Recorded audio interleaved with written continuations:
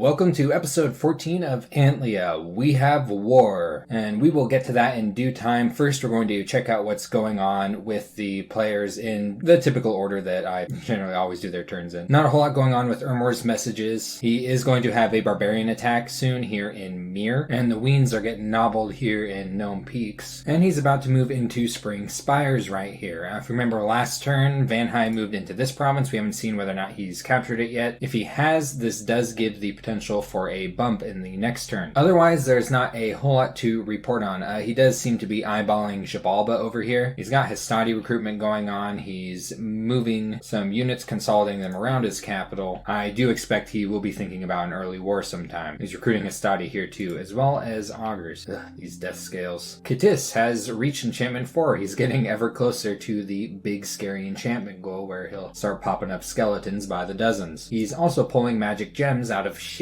and is otherwise just generally consolidating his territory, building infrastructure, still snagging a couple of elite warriors up here. Shamans, wish he would switch over into death mages since he seems to be beelining straight for enchantment 5. Oh, another palisades right here. Pretty good spot to build one. Maybe he noticed the enchantress here. This is this is an incredible mage. He'll be pinging this throne soon with a high priest. Alright, these ones aren't capital, and I thought they were capital only for a second. Maybe it's not so bad, but I mean, he does have this taskmaster sitting here. This is a 30 gold unit that only costs 1 commander point and not 2. Might be better to ping this with a taskmaster as opposed to a high priest. A little bit more disposable. You know, they have the same leadership value. I guess this one doesn't have a whip. And Agartha receiving a message from Yomi, who's still digging in for a potential alliance, seeing if she is fighting with anyone right now. And I think Agartha got tired of the conversation. She's not responding. Barathras Pack. Let's actually check out one of these earth elementals here. A size 4 trampler with a decent number of hit points, regenerates and can go underwater, which is relevant to Agartha. So pretty cool. I've been playing Agartha a bit in some blitzes lately, and I'm really enjoying their national summons. I think they're really neat. She found 2 magic sites with her pretender this turn, Painted Cave and Skywatch Tower, which will be her first astral gem income, and finally got the palisades up here, kind of securing this territory. Temple's already up, lab is coming, and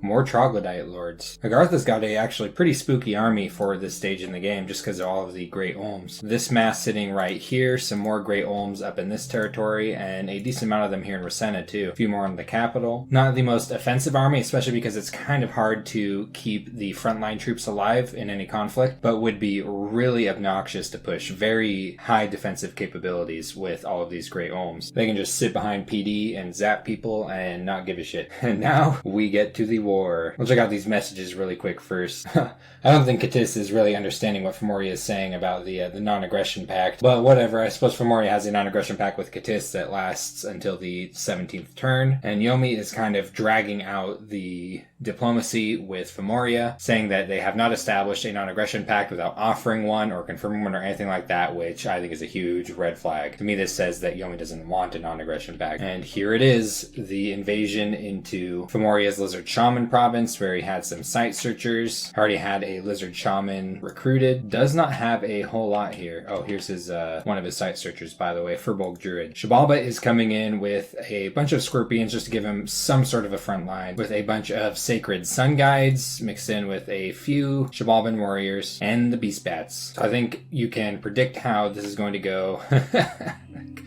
Commanders instantly get slaughtered on Phomoria's side. There's a regeneration in action. You could see one of the beast bats was bleeding out and regenerating that wound every single turn, so ended up surviving. Only lost a single Shibalban warrior. Phomoria, however, lost a shaman, a Furbolg druid, and a temple. So really devastating for Phomoria, and it does not stop there. Phomoria was site searching here in this province with a Nemedian sorceress, a very expensive capital-only unit. Pretty important air random too later on for armies. And here come the bats.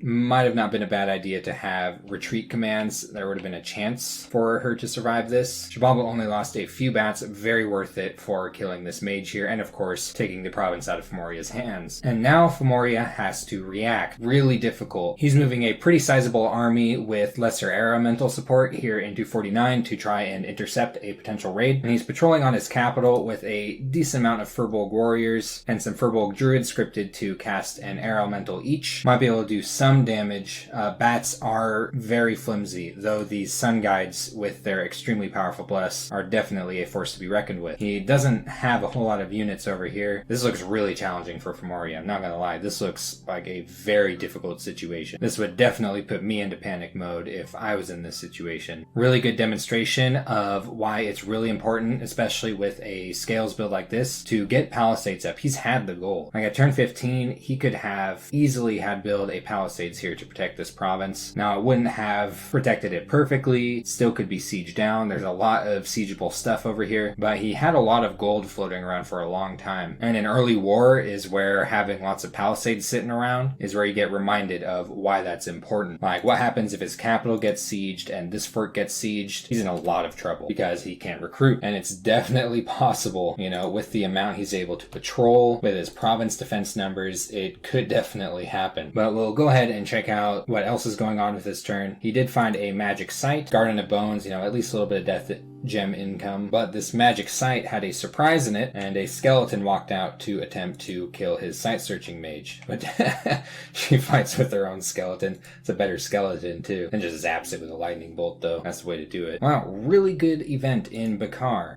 Oof, not a very good place to get this event though. Free laboratory, some gems, a few blood slaves, and an eye shield, which is actually a pretty decent shield. Kind of like a bootleg vine shield that you might make if you don't have construction 4 yet. Nowhere near as good as a vine shield. I mean, it not only makes the comparison because of its cost and requirements for making, but it'll blind people that try to attack whoever's holding it. So it can be used by thugs to give an extra layer of defense for them. And he's cutting up some monkeys and goblins that are sneaking around some of his provinces. Very interested to see the results of what happens on this province next turn. I guess we'll find out when we get to Shibabla's turn. If there's a battle here, it could end up being decisive, especially if Yomi moves in at the same time, because that is the larger part of Phomoria's army, along with his best mage. And Vanheim has expanded against the barbarians. Not too many barbarians, still definitely capable of inflicting some losses. Now I'm a little concerned about with this script is him maybe losing some Van Heerses, because they're going to be the first to engage with barbarians, but it looks like they don't take the brunt of the assault, and they do alright. He might have not even lost any here. And nice, he only lost a couple of Huskarls, ended up being just fine in the end, and now he's moving the expansion party into the same exact province that Ermor is, which I think is to be expected, you know, just looking at where this is and what it's going to move into. Obviously, Ermor's going to move into the hills over the wastelands, so Vanheim should definitely be expecting this bump, which, you know, could end up being kind of a close fight. I know who I'm putting my money on. I'm not going to say, I will let you all speculate, but this is an important province for Vanheim, as he will soon have a fort bordering it, so he'll be able to gather resources from this province. Oh, I love these dwarves. Sucks that they're capital only. I would love to just recruit these the whole game, but there's just so much pressure to switch into Vanadrots. These mages are so important for your larger armies. It's the randoms that I really like on these. Just slow to recruit. It's just not viable to get a huge amount of them. And he's beginning his site searching. I was worried that he was not going to site search, because, you know, it's turn 15. I haven't seen any site searching yet, but in the end he is getting around to it. So should be getting some of that all-important gem income. And Yomi has a few events going on. Some kid was looking for bugs, found earth gems instead. Slave labor. I mean, you know, whatever gets shit done. More resources, that's nice. Locals are conducting demon worship. He gets negative dominion for that, but he's a bunch of demons. They should give him positive dominion. Yomi should be happy if the locals are worshipping demons. Oh, here we go. Man, not a good day for Phomoria. This is a sieging army right here. And right behind it, another big army with a Dione. I wonder if he has any research. Yeah, he's got some alteration. He'll have iron skin for it. Might consider skeletal body. Pretty soon he's going to have enchantment 2, which normally is pretty good for Dione when you have air randoms, because you get access to flight and flying shield. Enchantment 3 is also pretty nice for fire shield, which, yeah, he's thinking about it after he gets his construction research scroll. Conjuration 3 is also useful as get a hold of summon earth power, so we may see some Dione shenanigans coming up. I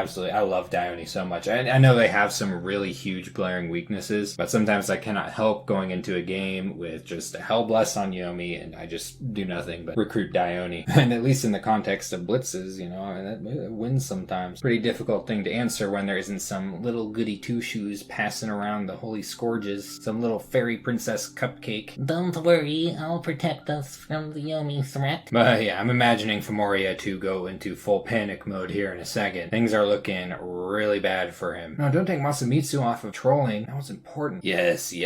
More Dione.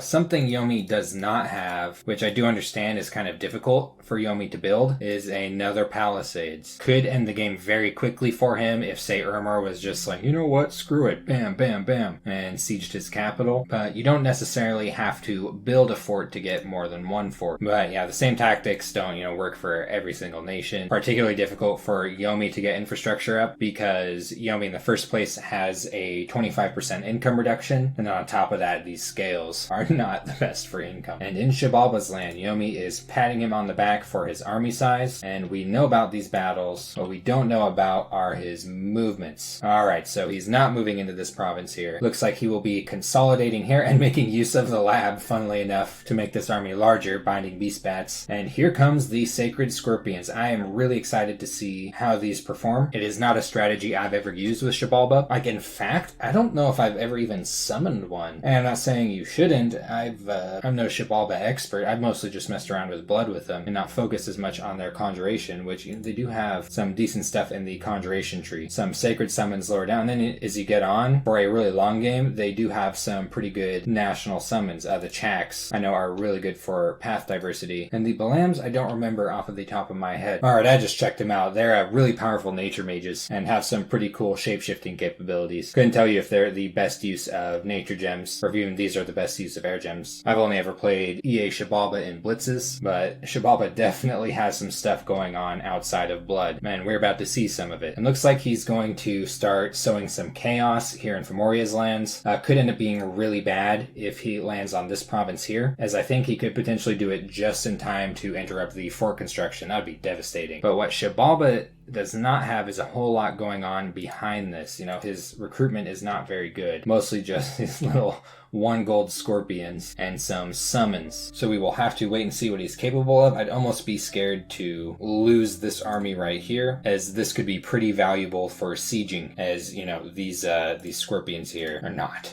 They're no good. So he was able to move up onto this fort up here with, say, his main army. He's going to need a way to siege it down. That being said, depending on how this goes, he might have the time to do so. Could end up taking as much time as he wants. Looks like he's just completely ignoring this province. But kind of makes sense. What he needs is income. So it is one more site to site search on. I imagine he'll be doing more site searching after he reaches Blood Magic 4 with his Pretender. He really needs his Pretender to research because of his drain scales. Look at this, 4 research, 6, 10, not so bad from the Camazotz, but ugh. And he's using his mages to summon things, so. And Oceania received a message from Katis. Katis has somehow sensed before the battle that Phomoria is not as much of a problem to him as Urmor and Agartha are. And they're talking about fighting Phomoria too, Jesus. Everyone wants a piece of Phomoria. What the heck? And from Yomi saying, yep, Phomoria is the correct target, and Urmor. But he's really worried about fighting Urmor due to Urmor's powerful sacreds and the size of their territory, their economic power. Oceania did prophetize one of his Aphori lords just now and is having a lot of unrest events. Some kids vanishing, pretty common event. Sea brigands. But the sharks can do whatever they want. I will always be on the side of the sharks. And this is kind of interesting. He's actually turning around from Agartha owning this province right here. After moving all of his mages over, he's just like, I'm